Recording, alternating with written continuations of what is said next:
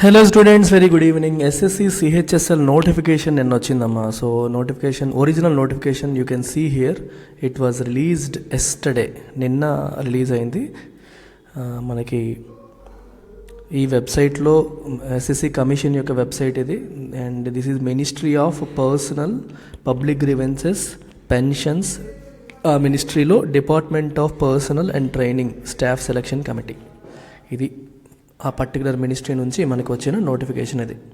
So ఈ నోటిఫికేషన్లో ఏమున్నాయి ఇంపార్టెంట్ ఆస్పెక్ట్స్, స్టూడెంట్స్ ఏం గమనించాలని నేను ఒకసారి డైరెక్ట్గా నోటిఫికేషన్ ఓపెన్ చేసి చూపిస్తున్నాను.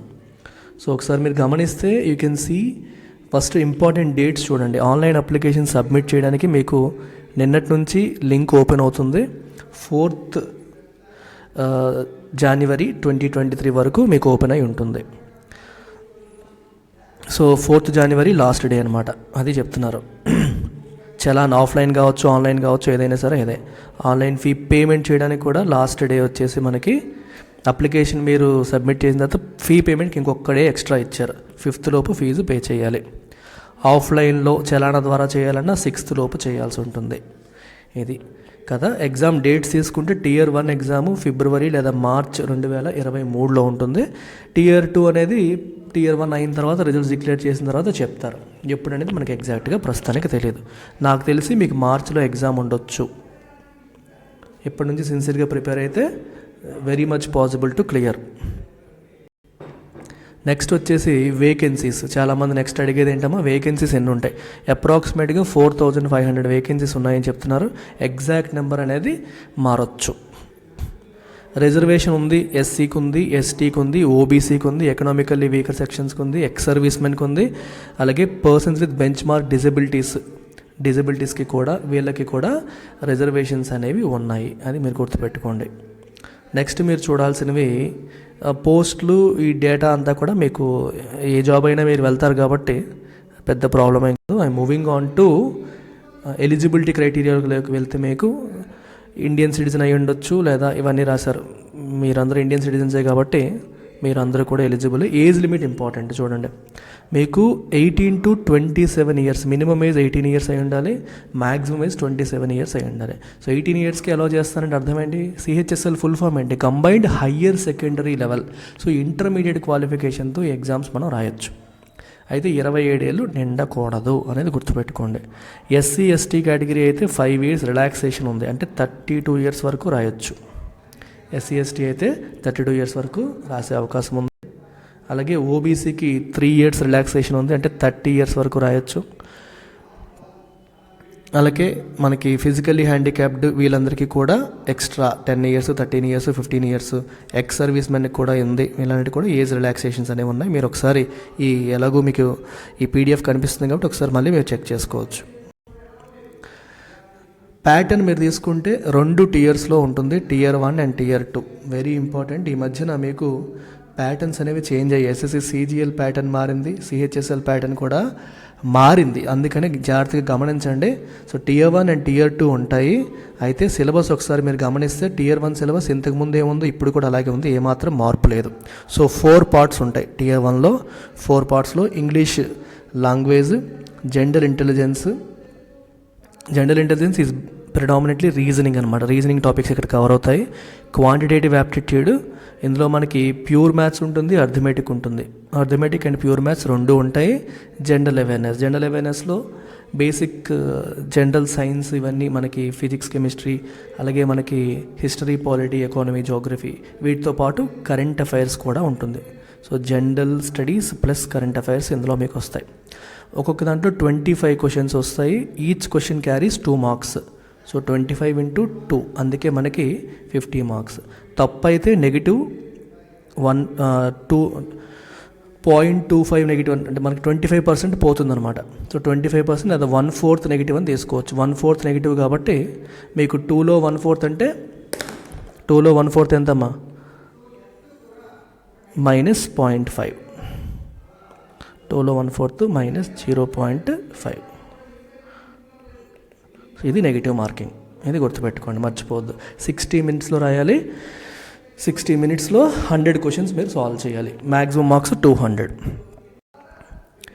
తర్వాత మనకి ఇప్పుడు టైర్ 1లో చూసారు కదా, ఆబ్జెక్టివ్ క్వశ్చన్స్ ఉంటాయి, మల్టిపుల్ చాయిస్ క్వశ్చన్స్ మాత్రమే ఉంటాయి, 2 లాంగ్వేజెస్లో ఇస్తారు, ఇంగ్లీష్ మరియు హిందీలో ఇస్తారు. And negative marking of 0.5 marks for each wrong answer. కాబట్టి జాగ్రత్తగా కేర్ఫుల్గా వెళ్ళాలి. నెక్స్ట్ వచ్చేసి టియర్ 2. అయితే గమనించాల్సింది ఏంటంటే టియర్ 1లో సెలెక్ట్ అయిన వాళ్ళు మాత్రమే, టియర్ 1లో కట్ ఆఫ్ ఎవరైతే క్లియర్ చేస్తారో కట్ ఆఫ్ క్లియర్ చేసిన వాళ్ళు మాత్రమే టియర్ 2 ఎగ్జామ్ రాయడానికి అర్హులు. అందరూ టియర్ 2 రాసేయలేరు, టియర్ 1 క్లియర్ చేసిన వాళ్ళే టియర్ 2 రాస్తారు. సో టియర్ 2లో మీకు ఇప్పుడు ఇఫ్ యూ గమనిస్తే 2 సెషన్స్ కింద డివైడ్ చేశారు. ఇందులో సెషన్ 2 ఏదైతే ఉందో ఇది qualifying nature. This is of qualifying nature. అంటే సెషన్ 2లో మీకు వచ్చే మార్క్స్, ఇక్కడ మార్క్స్ అనేవే పెట్టలేదు, అందుకనే ఇక్కడ ఏదైతే చెప్తున్నారో వాళ్ళు చెప్పిన క్రైటీరియా ప్రకారం క్వాలిఫై అయితే సరిపోతుంది. అయితే ఈ సెషన్ 2ని కన్సిడర్ చేయాలంటే ఫస్ట్ మీరు సెషన్ 1 కట్ ఆఫ్ దాటాలి. సెషన్ 1లో వాళ్ళు పెట్టిన కట్ ఆఫ్స్ క్లియర్ చేస్తే సెషన్ 2 అందరూ రాయాల్సిందే, టెస్ట్ అయితే అందరూ రాస్తారు. కానీ మీ సెషన్ 2లో ఎలా పర్ఫామ్ చేశారు అనేది చూడాలి అంటే సెషన్ 1లో కట్ ఆఫ్ ఎవరైతే క్లియర్ చేస్తారో వాళ్ళ పర్ఫార్మెన్సే చూస్తారు. ఫర్ ఎగ్జాంపుల్ 100 మంది టియర్ 2 ఎగ్జామ్ రాశారు. ఈ 100 మంది సెషన్ 1 రాస్తారు, సెషన్ 2 అటెంప్ట్ చేస్తారు. కానీ సెషన్ 2 పర్ఫార్మెన్స్ అందరిది చూడరు. ఇందులో సెషన్ 1 క్లియర్ చేసిన వాళ్ళు 50 మంది అనుకోండి, ఈ 50 మంది సెషన్ 2 పర్ఫార్మెన్స్ మాత్రమే చూస్తారు. ఇంకో 50 మంది క్లియర్ చేయలేదు, సెషన్ 1 క్లియర్ చేయలేదు. సో వాళ్ళవి అసలు సెషన్ 2 పర్ఫార్మెన్స్ చూడరు. అర్థమైందా? సో 50 మంది సెషన్ 1 క్లియర్ చేశారు, అయినా సెషన్ 2 చూస్తారు. సెషన్ 2లో వాళ్ళ performance up to the mark లేకపోతే అందులో కొంతమంది ఎగిరిపోతారు. సో సెషన్ 2 కూడా క్వాలిఫై అవ్వాలి. సెషన్ 2 మార్క్స్ కౌంట్ అవ్వవు, కానీ క్వాలిఫై అయితే అవ్వాలి. అది పాయింట్ అక్కడ. సో సెషన్ 2లో మనకి ఏమున్నాయి, ఇందులో 3 సెక్షన్స్ ఉన్నాయి. మీరు జాగ్రత్తగా గమనించండి, 3 సెక్షన్స్ ఉన్నాయి. మొదటి సెక్షన్లో 2 మాడ్యూల్స్ ఉన్నాయి. Mathematical abilities, reasoning and general intelligence అని చెప్పి 2 మాడ్యూల్స్ ఉన్నాయి. ఇందులో mathematical abilities 30 questions, reasoning and general intelligence 30 questions, total 60 questions. 60 questions, ఒక్కొక్క క్వశ్చన్కి 3 మార్క్స్. మీకు టియర్ 1లో 2 మార్క్స్, ఇక్కడేమో 3 మార్క్స్. ఇక్కడ నెగిటివ్ -1, అక్కడేమో నెగిటివ్ 0.5, అంటే 1/3 నెగిటివ్. అక్కడ 1/4 నెగిటివ్, ఇక్కడ 1/3 నెగిటివ్. అంటే ఇంకా ఎక్కువ నెగిటివ్ మార్కింగ్ అనేది ఉంది. అండ్ టైం ఎంత ఇస్తారు? 1 అవర్ ఇస్తారు. ఈచ్ సెక్షన్కి 1 అవర్ అనమాట. దెన్ సెక్షన్ 2లో మీకు ఇంగ్లీష్ అండ్ జనరల్ అవేర్నెస్ పెట్టారు. ఇంగ్లీష్ 40 మార్కులు, జనరల్ అవేర్నెస్ 20 మార్కులు. మళ్ళీ మొత్తం కలిపి 60 క్వశ్చన్స్ ఇంటూ 3 180. సో ఓవరాల్గా సెక్షన్ 1కి 180, సెక్షన్ 2కి 180. ఇంతకుముందు ఎప్పుడు కూడా టియర్ 2 వచ్చేసరికి ఓన్లీ మ్యాథ్స్, ఇంగ్లీష్ మాత్రమే ఇంపార్టెంట్గా ఉండేది. ఇప్పుడు అలా కాదు. మ్యాథ్స్, ఇంగ్లీష్తో పాటు reasoning and general awareness tier 1లో ఇంపార్టెంటే, టియర్ 2లో కూడా ఇంపార్టెంటే. నెగ్లెక్ట్ చేయడానికి లేదు. ఈ 2 సెక్షన్స్ అయిపోయాయి. Third section computer knowledge module. ఇది కూడా కౌంట్ అవుతుంది. 15 క్వశ్చన్లు, 45 మార్క్స్. సో 180 + 180 + 45, ఈ టోటల్ మార్క్స్ కౌంట్ అవుతాయి. మీకు అర్థమవుతుందా? టోటల్ మార్క్స్ కౌంట్ అవుతాయి. ఇందులో కట్ ఆఫ్లు క్లియర్ చేస్తే మీకు సెషన్ 2లో మీ పర్ఫార్మెన్స్ని చెక్ చేస్తారు. అంటే స్కిల్ టెస్ట్, టైపింగ్ టెస్ట్లో మీ పర్ఫార్మెన్స్ని చెక్ చేస్తారు. ఇదే మీరు క్లియర్ చేయలేదు అనుకోండి, మీ పర్ఫార్మెన్స్ని మరి చెక్ చేయరు. ఇది గుర్తుపెట్టుకోవాలి. సో ఈ సిలబస్ని మీరు గమనించి, సో నేను సిలబస్ డీటెయిల్డ్ ఎక్స్ప్లెనేషన్ చేయట్లేదు, మనందరికీ స్టాండర్డ్గా తెలిసిందే. అన్ని ఎగ్జామ్స్లో అదే సిలబస్ ఉంటుంది, పెద్దగా మార్పులు చేర్పులు ఏమీ ఉండవు. రైట్? సో ఇది మీరు చేయాల్సిన పద.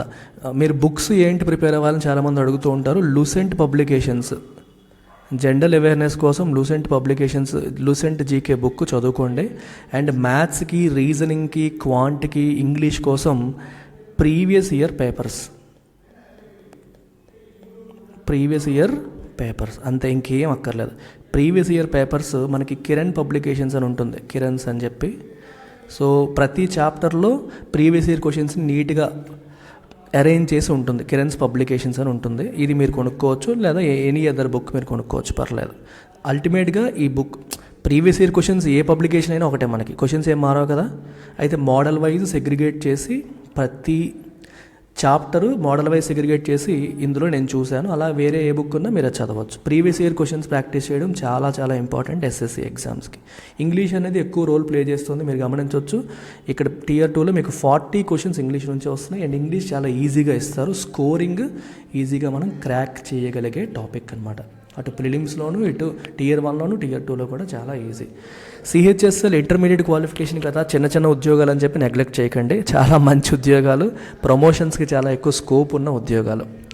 రైట్, మీకు నాకు తెలిసిన కొంతమంది కూడా ఎఫ్సిఐలో జాబ్ వచ్చిన వాళ్ళు సిహెచ్ఎస్ఎల్లో జాబ్ వస్తే food corporation of India job వదిలేసి సిహెచ్ఎస్ఎల్కి మూవ్ అయిన వాళ్ళు ఉన్నారు. ఎందుకంటే ప్రమోషన్స్ ఉంటాయి, కెరియర్ గ్రోత్ అనేది బెటర్గా ఉంటుంది. సరేనమ్మా, don't neglect this. Bank aspirants, SSC aspirants అందరూ కూడా సిహెచ్ఎస్ఎల్ ఇంటర్మీడియట్ క్వాలిఫికేషన్ అని చెప్పి నెగ్లెక్ట్ చేయకండి. మంచి జాబ్స్ వదిలేయద్దు. సో మన ఇన్స్టిట్యూట్లో నా గైడెన్స్లో మీరు ప్రిపేర్ అవ్వాలి అనుకుంటే you can take our SSC infinity course. 6,000 రూపీస్కి ఇందులో సిహెచ్ఎస్ఎల్ అనేది ఇంక్లూడ్ అయిపోతుంది. లేదా బ్యాంక్ ప్లస్ ఎస్ఎస్సి ఇన్ఫినిటీ తీసుకుంటే 7,000కి అటు bank infinity and SSC infinity రెండు కూడా ఇంక్లూడ్ అవుతాయి. సరే, ఇక్కడ కోర్సెస్ బై సురేష్ సార్ అని ఎందుకు మెన్షన్ చేశాను? I'm going to teach majority subjects. 90% పైగా సిలబస్ నేనే కవర్ చేస్తాను. So QRE, quant, reasoning and English, I'm going to cover all 3 subjects in a detailed manner.